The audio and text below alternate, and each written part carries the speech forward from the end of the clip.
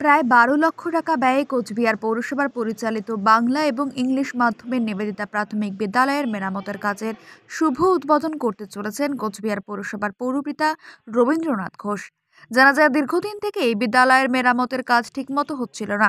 বিশেষ করে বর্ষার দিনে ছাত্রছাত্রীদের পঠন পাঠনে অসুবিধার মধ্যে পড়তে হচ্ছিল শিক্ষক শিক্ষিকাদের।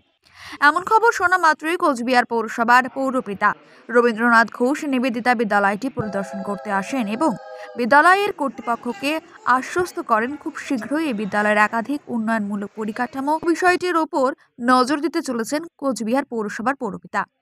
বিদ্যালয়ের কোন কোন বিষয়ের এই মুহূর্তে নজর দেবেন কোচবিহার পৌরসভা, কি জানাচ্ছেন পৌরসভার পৌরপিতা রবীন্দ্রনাথ ঘোষ, শুনবো।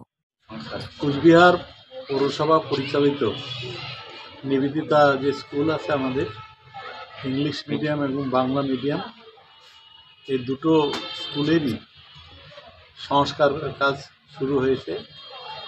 একটায় রং টং আরও যা সংস্কার করার করতে হবে, আর এই টিনের শেডওয়ালার যে বিল্ডিংটা আমাদের আছে, এটা সিলিংগুলো নতুন করে বানানো হবে, আর বারান্দাটায় টাইলস লাগিয়ে দেওয়া হবে। আরও যেখানে যেখানে রিপেয়ার করার জানলা দরজা সব আছে, এগুলো সব রিপেয়ারের কাজ হবে।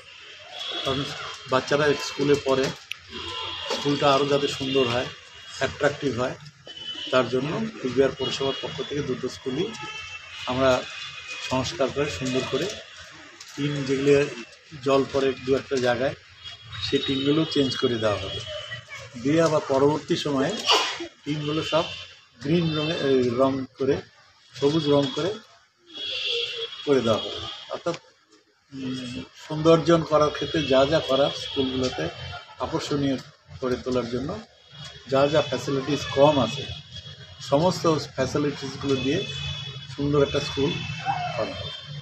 যা কত টাকা বরাদ্দ আছে আর কতদিন? আপাতত 11.5 লক্ষ টাকা, 11.5 কি 12 লক্ষ টাকার মতো খরচা হবে। এটা হওয়ার পর দেখা যাবে আর কী কী বাকি আছে, তারপরে আবার বাকিটা আবার টেন্ডার করে আবার আমাদের সামনের যে এটা গার্ডেনটা, ব্রহ্ম মন্দিরের যে গার্ডেনটা, এটারও আমরা খুব তাড়াতাড়ি অনুমোদন পেয়ে যাব টাকার, 40 লক্ষ টাকার।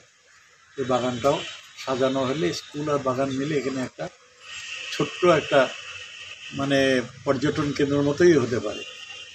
পার্কটার সৌন্দর্য হলে বাচ্চারা বিকেলবেলা সপরিবারে আসতে পারবে, বুঝতে পারবে, খেলাধুলা করতে পারবে বাচ্চারা। আমাদের স্কুলের বাচ্চারাও এখানে খেলাধুলা করতে পারবে, সুন্দর একটা পরিবেশ তৈরি হবে।